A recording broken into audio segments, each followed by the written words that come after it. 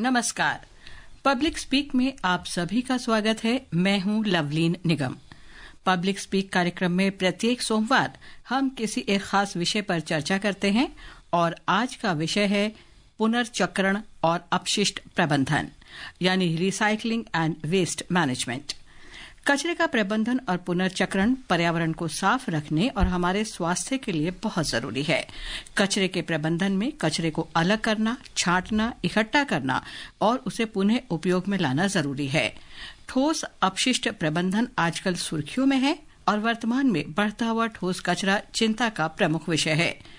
पुनर्चक्रण या रिसाइकलिंग क्या है, इसके तरीके क्या है, क्यों आवश्यक है, कचरा प्रबंधन कैसे हो, इसी विषय पर विस्तार से चर्चा और आप लोगों के सवालों के जवाब देने के लिए आज हमारे साथ स्टूडियो में मौजूद हैं अपशिष्ट प्रबंधन विशेषज्ञ डॉक्टर सुनील पांडे और पर्यावरणविद मुकुल सनवाल। नमस्कार, आप दोनों का स्टूडियो में स्वागत है। श्रोताओं, आपके मन में भी कोई सवाल है तो आप इस कार्यक्रम से जुड़ सकते हैं। हमें आपकी फोन कॉल्स का इंतजार है। स्टूडियो की फोन लाइंस खुली हुई हैं। आप हमारे स्टूडियो के नंबर 011 यानी दिल्ली का कोड 23314444 और 23421050 पर फोन कर आप अपने सवाल पूछ सकते हैं। आप अपना प्रश्न व्हाट्सएप नंबर 9289094044 पर भी भेज सकते हैं और हमारे ट्विटर हैंडल @AIRNewsAlerts पर भी #AskAIR के जरिए अपने सवाल पोस्ट कर सकते हैं। ये कार्यक्रम हमारे mobile app news on AIR Doordarshan की DTH सेवा पर भी उपलब्ध है। डॉक्टर सुनील, आपसे शुरू करें। जैसे हमने बोला कि recycling and waste management, waste या कचरा कितने प्रकार का होता है? जैसे हम जैविक भी बोलते हैं, ठोस भी बोलते हैं और मेडिकल वगैरह भी होता है। लवलीन जी, कचरा जो हम जनरेट करते हैं जी, 3 तरह का जो है हम घरों में जनरेट करते हैं। जैसे आपने बताया ठोस जैविक कचरा, रिसाइक्लेबल कचरा और कुछ जैसे ट्यूबलाइट हैं, बल्ब हैं, बैटरीज हैं, जिनको हम घरेलू खतरनाक अपशिष्ट बोलते हैं। तो ये 3 तरह के कचरे जनरली हम घरों में जनरेट करते हैं। इसके अलावा हम अपने इर्द गिर्द देखें तो हॉस्पिटल्स हैं, जैसा आपने बताया कि वहाँ बायोमेडिकल वेस्ट जनरेट होता है। फिर जो हम अपने इलेक्ट्रॉनिक आइटम्स यूज करते हैं, time to time electronic waste उससे जनरेट होता है, इलेक्ट्रॉनिक कचरा जनरेट होता है। और उसके अलावा जो है प्लास्टिक की पन्नियां, प्लास्टिक की बहुत गंभीर चुनौती है, जो बहुत गंभीर चुनौती है। विस्तार से इस पे चर्चा करेंगे और स्वास्थ्य पर्यावरण पे ये कितने घातक, कितने खतरनाक हैं, आपसे पूछेंगे सनवाल जी। लेकिन इस बीच मध्य प्रदेश से इंदौर से अनिल कार्यक्रम से जुड़े हैं, उनका सवाल सुनते हैं। हेलो, आवाज आ रही है मैडम? हाँ, आ रही है आवाज। अनिल जी, सवाल पूछिए। इंदौर से बात करते हैं। हमारा सवाल ये है कि जैसे सूखा कचरा, गीला कचरा अलग अलग किया जाता है, तो इसमें हमारे सफाई मित्र कर्मचारियों का काफी बड़ा योगदान होता है और कई बार तो गीले कचरे से काफी बीमारियां भी फैलती है। तो सरकार कर्मचारियों की सुरक्षा के लिए क्या क्या उपाय कर रही है? एक बार क्विकली फिर से पूछेंगे, जरा आवाज आपकी कट रही थी। हमारा सवाल ये है कि जो हमारे सफाई मित्र कर्मचारी है तो गीला कचरा, सूखा कचरा अलग अलग दबाते हैं और रिसाइकलिंग के जब जाता है तब गीले कचरे से काफी बदबू भी मारती है और उसमें भी हमारे सफाई मित्र कर्मचारी इस काम को बड़ी सफलता से ध्यान देते हैं। तो सरकार उनके स्वास्थ्य के लिए क्या योजना चला रही है जिनका ठीक है। समझ में आ गया अनिल जी। आप कह रहे हैं कि जो कर्मचारी कचरा प्रबंधन में लगे हुए हैं, सरकार उनके स्वास्थ्य के लिए क्या जो है योजना प्रयास कर रही है, क्या योजनाएं हैं। तो इसमें एक तो ये है कि जो है उनको, क्योंकि कचरे में कई बार क्या होता है कि गीला कचरा खास करके थोड़ा सा जब सड़ने लगता है या बायोमेडिकल कचरा हमारा होता है तो उससे जो उनको हैंडल कर रहे हैं उनको बीमारियां हो सकती हैं। तो उनको समय समय पे वैक्सीनेशन करती है सरकार। हेपेटाइटिस बी है, हेपेटाइटिस सी है और दूसरे तरह के वैक्सीनेशंस करती रहती है। और उनको संक्रमण से बचाने के लिए कुछ पर्सनल प्रोटेक्टिव इक्विपमेंट आते हैं, मास्क है, गम बूट है, ग्लव्स हैं, गॉगल्स हैं, इस तरह के इक्विपमेंट को यूज करने के लिए उनको बताती है कि आप इनको इस्तेमाल करते रहें, जिससे कि आप खुद संक्रमित उनके सेहत पे जो इसका खतरनाक असर न हो। धर्मवीर दिल्ली से जुड़े हैं, उनका सवाल सुनते हैं। जी धर्मवीर जी, स्वागत है, सवाल पूछिए। नमस्कार मैडम, मैं धर्मवीर गांधीनगर दिल्ली से बोल रहा हूँ। नमस्कार सर, मेरे 2 सवाल हैं जी। पहला सवाल, जैसे दिल्ली में 2-3 पहाड़ बताते हैं कूड़े के, इनके लिए सरकार कितना टाइम और लेगी इनको हटाने के लिए? इनके लिए क्या आगे कार्य हो रहा है आपका? तो दूसरा सवाल ये है कि आम देखा जाता है, जैसे मैं गांधीनगर में रहता हूँ, हमारे नजदीक में एक शास्त्री नगर कॉलोनी है, तो वहाँ मेन रोड पे कबाड़ियों की बहुत सारी दुकानें हैं। वो क्या करते हैं, geyser, fridge, AC, other item जो भी है, बैटरी, उसको सड़क पे लेके हथौड़े बजाते हैं, तोड़ते हैं, वहाँ तोड़ते हैं। आने जाने वाले को इसका दूषित प्रभाव कितना पड़ सकता है? इसके लिए सरकार क्या कुछ इन पे एक्शन लेती है कि नहीं लेती? क्योंकि ये सब गलत नाजायज तरीके से जी धर्मवीर जी, ठीक है, धन्यवाद। मुकुल जी, जैसे इन्होंने अभी पूछा कि जो लैंडफिल बने हुए हैं वो कितने खतरनाक हैं? देखिए, उसमें ऐसा है कि लैंडफिल जो है वो भी खतरनाक हैं, पर उनमें आप देखेंगे कि नया कचरा नहीं जा रहा है। ये जो समस्या है ये पुरानी समस्या है और उनका आकार भी घटता चला जा रहा है जी। क्योंकि अभी तक किसी ने उस पर ध्यान नहीं दिया था, तो समस्या बढ़ गई है और कुछ समय लगेगा। और जो आपने बैटरी की बात करी, तो आप देखेंगे कि दिल्ली में इस प्रकार के जो उद्योग थे छोटे छोटे, जहां मरकरी या लेड या इनका प्रयोग ज्यादा होता था, उनको बंद करने की बात हो गई है जी। अब यह है कि जो मैन्युफैक्चर था, जहां उत्पादन होता था, वो तो शिफ्ट कर गया है। पर जैसे जैसे हमारे यहाँ बैटरी का प्रयोग बढ़ रहा है, 2 व्हीलर आ रहे हैं, 3 व्हीलर आ रहे हैं और बिजली की तरफ ट्रांसपोर्ट परिवर्तित हो रहा है, एक नई किस्म की समस्या भी सामने आ रही है। ये ट्रांसपोर्ट से ही संबंधित नहीं है। पहले जो रेडी ठेले वाले थे वो एक कोई पेट्रोमैक्स या कुछ इस तरह का रखते थे। अब सबके पास एक बैटरी का उपलब्ध, चाहे सोलर हो या बैटरी LED लाइट का प्रबंध हो गया है, उसका भी कचरा कहीं जाना है। तो इस तरह से धीरे धीरे करके परिवर्तन आएगा। मुख्य बात यह है कि जब लोगों के अंदर ही यह बात एहसास हो जाएगी कि ये हमारे ही सेहत के लिए खराब है, तब परिवर्तन आएगा। शासन ने तो प्रबंध कर रखा है कि इस किस्म की चीजों को इधर उधर मत फेंको, एक नियमित जगह फेंको, पर टाइम लगता है। आप देखेंगे कि पहले भी कचौड़ी वाले बेचते थे तो उनको कहा गया कि भाई एक डस्टबिन अपने पास रख लो, नाली में मत डालो जी। ये परिवर्तन आ रहा है। जागरूक होना बहुत जरूरी है और अपना कर्तव्य भी सबको समझने चाहिए, क्योंकि अगर वो नहीं फेंकेंगे तो काफी हद तक इस पे काबू पाया जा सकता है।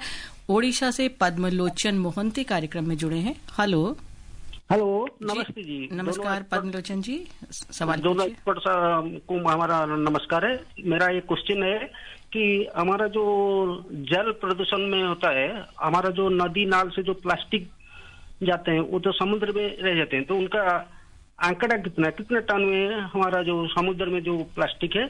और दूसरा क्वेश्चन, जो एयर क्वालिटी होता है जी, वो एयर क्वालिटी कितने से अच्छा गुड और क्या बैड, और कितने एयर क्वालिटी को हम पद्मलोचन जी, एयर इंडेक्स क्वालिटी की जो बात कर रहे हैं वो अक्सर हम न्यूज में और उसमें आपको बताते रहते हैं कि कितना AQI है और कितना खतरनाक और अच्छा रहता है।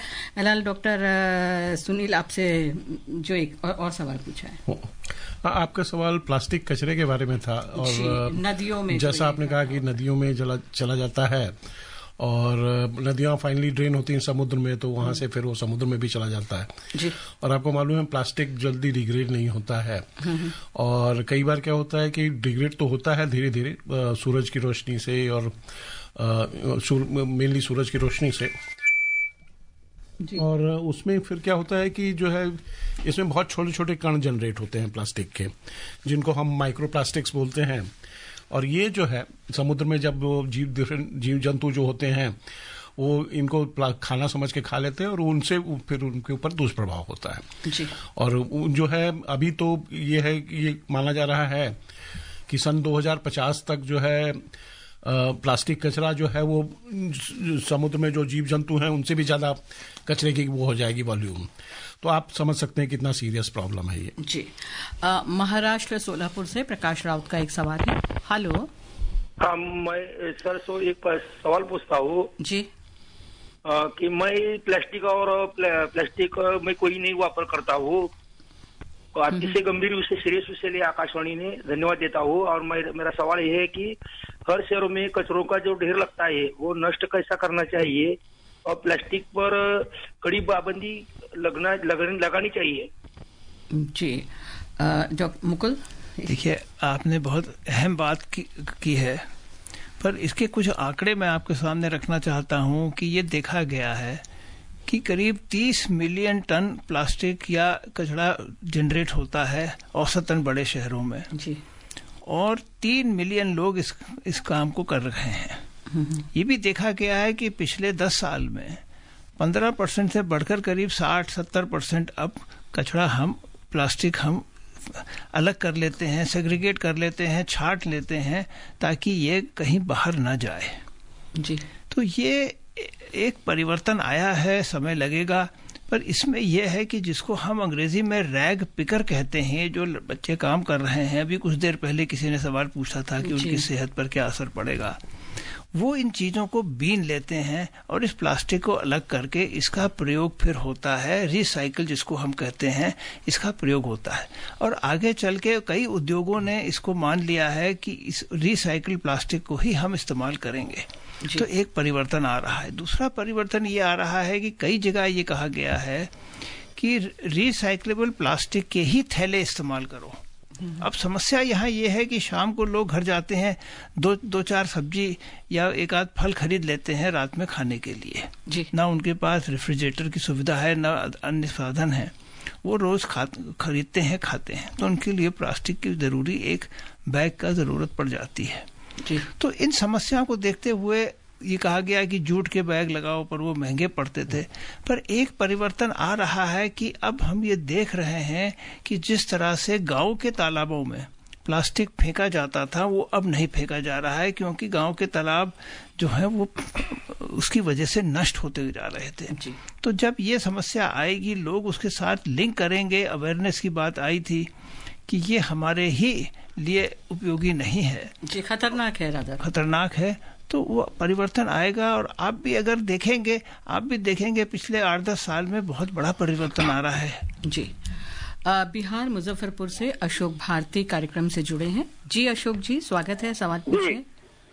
सवाल ये है मैडम जी कि पूरे देश भर में जो छोटे शहर हैं, खास तौर पर जहाँ नगर पालिकाएं हैं, नगर परिषद है और कुछ नगर निगम वाले शहर भी हैं, तो उसमें हर जगह मैं देखता हूँ, कई शहर घूमता हूँ कि एक निर्धारित स्थान है जहाँ पर कि मोहल्ले वाले, दुकान वाले सब आके वहाँ पर कचरा फेंक देते हैं। कई दिनों तक, कई घंटों तक वो पड़ा रहता है। तो दुर्गा प्रसाद चौधरी वैज्ञानिक अनुसंधान संस्थान बहुत पुराना है, वो मेरे पिताजी के नाम से स्थापित था, वो अभी मैं चला रहा हूँ। वहाँ हमने गार्बेज लिफ्टर मशीन का हमने डेवलप किया है, आविष्कार किया है कहा जाए, या डेवलप किया है। तो अगर कोई अधिकारी चाहें उस मशीन का मॉडल देखना, तो वो देखेंगे कि किस तरह से ड्रम में ऑटोमेटिक वो मशीन से चला जाता है, जैसे आप रखेंगे वो उसमें डाला जा सकता है। अशोक जी, सवाल भी पूछिए। बाहर से कोई दुर्गंध नहीं आएगा, तो इससे काफी सेहत पर अच्छा असर पड़ सकता है। लेकिन due to support and lack of हमारे देश में यही है कि कोई अच्छे काम का अगर कोई प्रश्रय मिले, सपोर्ट मिले, तो मैं इसका प्रदर्शन दिल्ली में भी आके कर सकता हूँ। एक अच्छी शुरुआत अशोक भारती जी ने की हुई है, लोगों को फॉलो करना चाहिए उसे। बिल्कुल अशोक। नहीं, आप सबसे पहले तो आपके आसपास के जो छोटे शहर हैं जी, उस विकास खंड के अंदर, तालुके के अंदर या जिले के अंदर, वहाँ इस बात को फैलाएंगे, तभी एक जागरूकता बढ़ेगी और उसी की वजह से आपका ये आविष्कार जो है ये आगे भी बढ़ सकता है। देखिए, इस कार्यक्रम के जरिए भी काफी लोगों को पता चलेगा और जब लोग देखेंगे, समझेंगे, तो हम उम्मीद करते हैं कि इनका जो प्रयोग है वो आगे भी चले। इसके अलावा क्या कोई ऑर्गेनाइज सेक्टर भी है मुकुल जी, जो कचरा प्रबंधन, निपटान और रिसाइकलिंग जैसे वैज्ञानिक तरीके से करे? देखिए, विदेश में तो टेक्नोलॉजी पर भरोसा रखा गया है। जब टेक्नोलॉजी पर भरोसा रखेंगे तो एक अलग संस्था भी बनेगी। पर प्रधानमंत्री जी ने हमारे यहाँ लाइफ मिशन करके या ये कह के कि हम व्यक्तिगत रूप से इसमें परिवर्तन करें, उसको आगे बढ़ाया है जी, ताकि हर मोहल्ले में, हर घर में इस बात को बढ़ाएं और वेस्ट की मात्रा को कम करें जी। तभी वो सीखा, तभी वो, क्योंकि अगर हम मात्रा को कम नहीं करेंगे, जैसे जैसे अर्बनाइजेशन बढ़ रहा है, लोग गांव से शहर में आ रहे हैं, ये समस्या का हम कंट्रोल नहीं कर पाएंगे, आबादी ज्यादा है हमारी जी। तो इसलिए हमको इस बात को देखना है कि शासन ने इसको केवल टेक्नोलॉजी ही नहीं पर व्यक्तिगत रूप से लोगों को इस पर साझेदारी बनाई है कि वो इसका परिवर्तन करें। बिहार दरभंगा से मोहन पासवान जी कार्यक्रम से जुड़े हैं। जी मोहन जी। जी सर, जय हिंद, प्रणाम जी। महाशिवरात्रि के शुभ अवसर पर आप लोग की टीम को और देशवासी सभी को जय हिंद करना चाहता हूँ। और सर मैं ये जानना चाहता हूँ कि ये प्रबंधन जो है उसमें कुछ निजिल का पूरा कचरा का प्रबंधन जिससे जुड़ा व्यक्ति हो उसके सुरक्षा के लिए उनको क्या करना चाहिए? ये सवाल मोहन पासवान जी, ये सवाल सबसे पहले ही किसी ने पूछा था कि जो कूड़ा उठाते हैं उनके स्वास्थ्य के लिए क्या विशेष प्रयास किए जाने चाहिए। अभी बात कर रहे थे हम डॉक्टर सुनील की सोसाइटीज और वेस्ट मैनेजमेंट के लिए आवश्यक प्रबंध करती हैं, लेकिन अगर देखा जाए अनऑर्गेनाइज्ड कॉलोनीज हैं या स्लम्स हैं, वहां पर किस तरीके के जागरूकता लानी चाहिए या क्या प्रयास करने चाहिए? पहले तो जैसा हमारे साथी मुकुल जी बता रहे थे कि जितना कम से कम कचरा हम जनरेट करें उतना जो है कम प्रबंधन करना पड़ेगा। तो सबसे पहले उनको ये ट्रेनिंग देनी चाहिए, ये मतलब वो बताना चाहिए कि कम कचरा वो करें। और वहां पे फिर सरकार को जो है एक्टिव रोल निभाना पड़ेगा, क्योंकि वो उनके पास अपना पर्सनल कैपेसिटी नहीं होता है कि वो 2 बिन रखें या जो है 3 बिन रखें जैसा हमारा रूल बताता है। तो सरकार को उनको जागरूक करना होगा, सरकार को उनको प्रबंधन करना पड़ेगा। और शहर में जैसे बड़े बड़े इंडस्ट्री हाउसेज हैं, औद्योगिक के वो हैं, उनको सपोर्ट करना पड़ेगा उनके CSR फंडिंग के थ्रू कि कैसे वो अडॉप्ट कर सके इनको, स्लम्स को और झुग्गियों को, झोपड़ियों को, जिससे वो बेहतर कचरा प्रबंधन व्यवस्था वहां स्थापित कर सके। मुंडका दिल्ली से शिवराम सिंह का सवाल है। जी नमस्कार। नमस्कार, सवाल पूछिए। मैडम मैं ये जानना चाहता हूँ कि जैसे कि जो प्लास्टिक की बात चलती है जी, जो प्लास्टिक के माना कई सालों तक सड़ती नहीं, गलती नहीं, तो उसको रोड में क्यों नहीं यूज किया जाता तारकोल के स्थान पर या इसमें मिक्स करके, जिससे कि काफी प्लास्टिक की खपत इसमें हो जाएगी? ये प्रयोग शायद हुआ भी। देखिए, रिसाइकल की बात आप कर रहे हैं। रिसाइकल का प्रबंध तो कई तरह से हो रहा है, सड़क पर भी प्रयोग होता है। उसको पिघलाकर उस पर नई प्लास्टिक बनाते हैं। आप देखेंगे कई बाल्टियां, मग, अन्य पदार्थ, ये सब रिसाइकल्ड प्लास्टिक से ही बने हुए हैं जी। और इसके लिए सरकार ने भी एक स्टैंडर्ड फिक्स कर रखा है ताकि ये नियमित रूप से बिके जी। तो प्रयोग चल रहा है, पर इसमें भी टेक्नोलॉजी के इसमें सबसे बड़ी समस्या ये है कि उसको एकत्रित करके एक संगठित रूप से कहीं उस पर ये टेक्नोलॉजी के प्रयोग से उसको आकार बदलना होता है, उस पे अभी टाइम लगेगा। डॉक्टर सुनील आप भी कुछ कह रहे थे। आप नेशनल हाईवे अथॉरिटी की अगर देखें जो रोड्स बना रही हैं वो देश में जी, वो ऑलरेडी हजारों टन प्लास्टिक कचरा जो है वो रोड बनाने में इस्तेमाल कर रही हैं। और हमारा जो नियम है ठोस कचरा प्रबंधन का, वो भी यही कहता है कि जो प्लास्टिक रिसाइकल नहीं हो सकता है उसको हम जहां तक हो सके रोड बनाने में इस्तेमाल कर लें। तो वो ऑलरेडी चल रहा है प्रयोग, और काफी सारा प्लास्टिक कचरा इस तरह से इस्तेमाल हो रहा है जी। इसके अलावा अगर ई वेस्ट की बात करें, वो भी आजकल बहुत एक दिक्कत कर रहा है, बड़ी मात्रा में एक प्रॉब्लम आ रही है इसकी। ई वेस्ट क्या वो पूरी तरह से रिसाइकिल हो सकता है? उस वेस्ट को नियंत्रित करने के लिए अपनी ओर से भी क्या हमें प्रयास करने चाहिए और कैसे उस पर नियंत्रित किया जा सकता है? मुकुल जी। एक तो ये है कि जो है हमारा कंजम्पशन पैटर्न है उसको हमको नियंत्रित करना पड़ेगा। हम जिस सामान की, जिस आर्टिकल की, जिस गुड्स की जरूरत हो वही खरीदें और जितना हो सके उतना उसको इस्तेमाल करें जी। मतलब ये नहीं कि मॉडल बदल गया या टेक्नोलॉजी बदल गई। मोबाइल बहुत जल्दी 6 महीने साल भर में हम सोचते हैं कि चेंज कर लें जी। तो जितना हो सकता है उतना इस्तेमाल करें, तो उतनी देर से वो कचरा बनेगा जी। और दूसरा ये है कि जो है कंपनी जो बनाती है इनको, वो इस तरह का डिजाइन मार्केट में लाएं जिनको ज्यादा से ज्यादा रिसाइकल किया जा सके जब वो वेस्ट हो जाए जी। तो उसमें इस व्यवस्था में फिर जो है ई वेस्ट का जो है वो किया जा सकता है। जी मुकुल, देखिए हर इलेक्ट्रॉनिक प्रोडक्ट में कुछ पदार्थ ऐसे हैं जिनके ज्यादा प्रभाव नहीं पड़ता है और कुछ ऐसे हैं जो बहुत ही ज्यादा खतरनाक कहिए या हानिकारक हैं।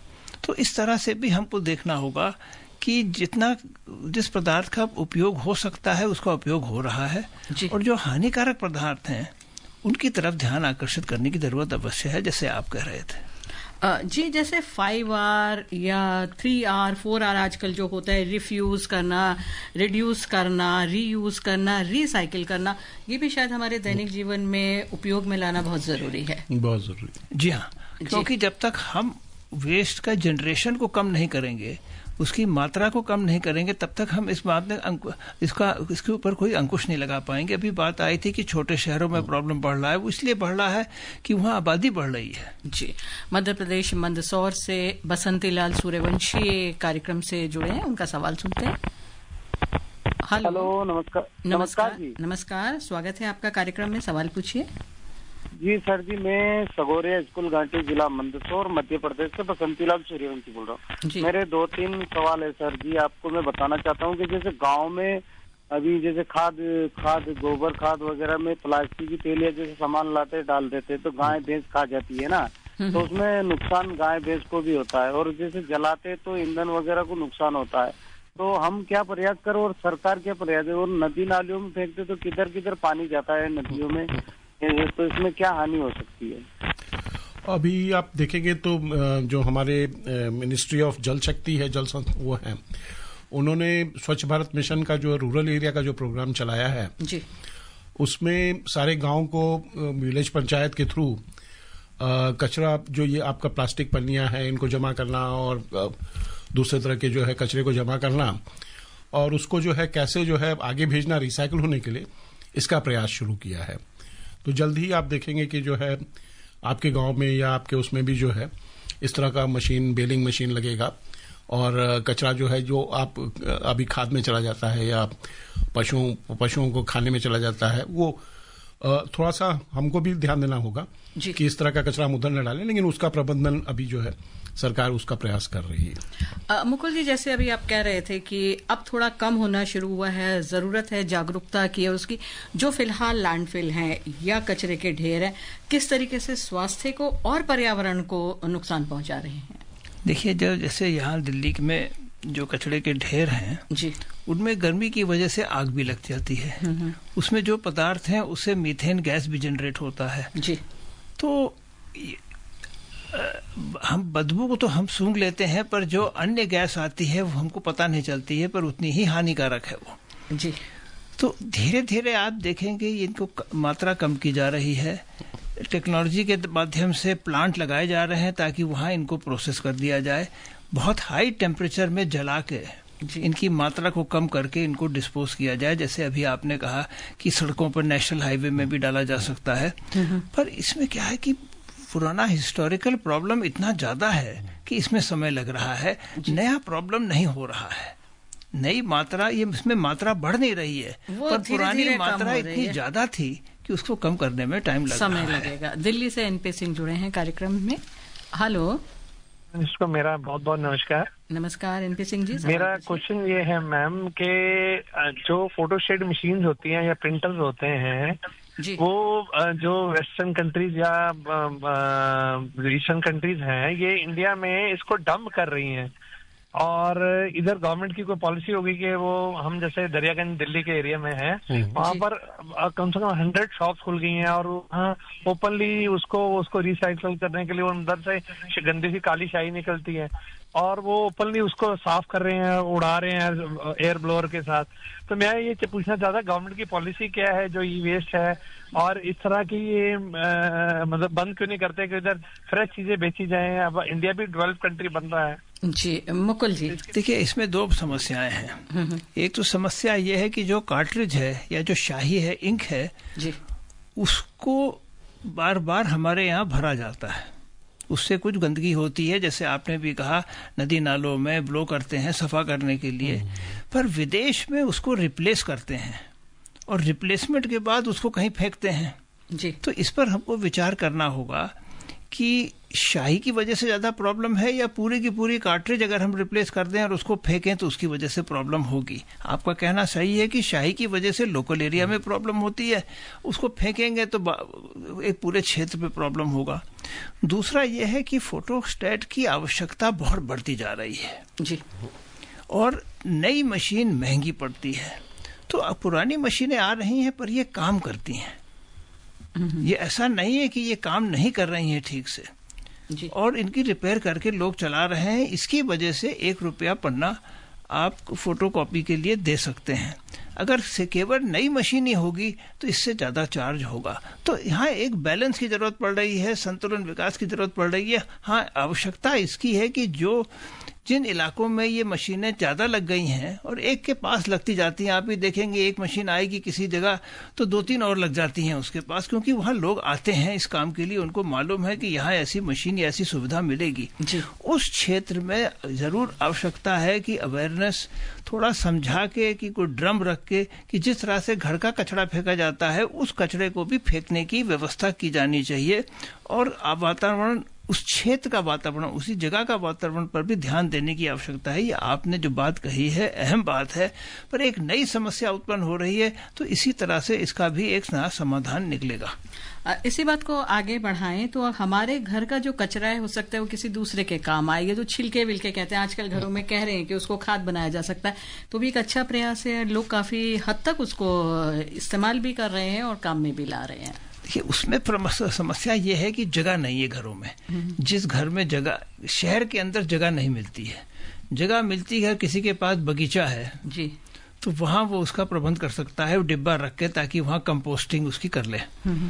तो वैसे प्रयास तो ये है कि जितना हम आत्मनिर्भर हो जाएंगे, प्रधानमंत्री भी आत्मनिर्भरता की बात कर रहे हैं, ये भी आत्मनिर्भरता की बात है कि हम अपना कचरा खुद ही प्रोसेस करें और थोड़े बहुत जो पौधे लगाते हैं घर में उसमें उनका प्रयोग कर लें, तो ये धीरे धीरे जागरूकता आएगी, समस्या का समाधान निकलेगा। चेन्नई से विनोद कुमार नायक कार्यक्रम में जुड़े हैं। जी विनोद जी, नमस्कार, स्वागत है। नमस्कार मैडम, सवाल पूछिए। सवाल ये है, जब जानकारी है कि प्लास्टिक हमारा पृथ्वी में जितना जीवन है सबका खतरा है प्लास्टिक के चलते, जी मैं यही चीज सुझाव देना चाहता हूँ कि हम लोग का जो स्कूल में अगर बच्चे से ये सब जानकारी किया जाता है तो वो लोगों ने आके घर घर में माँ बाप को भी समझाते कि प्लास्टिक का खतरनाक कितना है, क्योंकि गवर्नमेंट कितना भी कुछ करेगा जब तक जन में होशियारी या जानकारी। विनोद जी, समय कम है, जल्दी से मुकुल जी से सवाल पूछते हैं। बहुत अच्छी आपने बहुत इम्पोर्टेंट बात कही कि जागरूकता के लिए या परिवर्तन के लिए बच्चों से ही और स्कूल से ही शुरू करना होगा जी। एक और मिसाल में देता हूँ आपको, प्लास्टिक के अलावा एक समय था जब कमरे के बाहर लोग निकलते थे, बुजुर्ग लोग, तो वो बत्ती बंद कर देते थे जी, लाइट स्विच ऑफ करते थे क्योंकि महंगा पड़ता था। अब हम नहीं करते हैं। तो इस तरह से हम पूरे पर्यावरण के संबंध में, प्लास्टिक ही नहीं अन्य आवश्यकताओं के संबंध में भी अगर हम इस तरह का प्रयास करते हैं, इस तरह का कार्यक्रम बनाते हैं शिक्षा के अंदर, तो अवश्य ही फायदा होगा जी। अगर छोटे बच्चे ही यहाँ से सीख रहे हैं और घर जाके भी समझा रहे हैं तो इसका काफी लोग फायदा हो सकता है। इसके अलावा हम लापरवाही या अनजाने में भी प्लास्टिक के रैपर सड़कों पर फेंक देते हैं, या घूमने गए वहीं पानी की बोतल फेंक दी। इस आदत पर काबू पाना भी बहुत जरूरी है। हमारे छोटे छोटे प्रयास हैं मुकुल जी और डॉक्टर सुनील जी, जैसे अगर हम बाजार जा रहे हैं तो कपड़े का थैला ले लें, घर से पानी लेकर चलें, प्लास्टिक का कम से कम उपयोग करें। बहुत छोटा छोटा योगदान, लेकिन पर्यावरण के लिए बहुत लाभदायक हो सकता है। घड़ी की सुइयां इशारा कर रही हैं। हम इस चर्चा को यहीं विराम दें। हम अपने उन सभी श्रोताओं का आभार व्यक्त करते हैं जिन्होंने इस कार्यक्रम में हिस्सा लिया, और साथ ही अपशिष्ट प्रबंधन विशेषज्ञ डॉक्टर सुनील पांडे और पर्यावरणविद मुकुल सनवाल, आपका भी बहुत बहुत धन्यवाद। आज का कार्यक्रम आपको कैसा लगा, इसके बारे में आप अपने सुझाव हमें ईमेल कर सकते हैं। पता है airnsttalks@gmail.com। इसके साथ ही पब्लिक स्पीक का ये अंक यहीं समाप्त होता है। अगले सप्ताह सोमवार रात 9:30 बजे फिर किसी मुद्दे पर चर्चा के लिए उपस्थित होंगे। फिलहाल नमस्कार, शुभ रात्रि।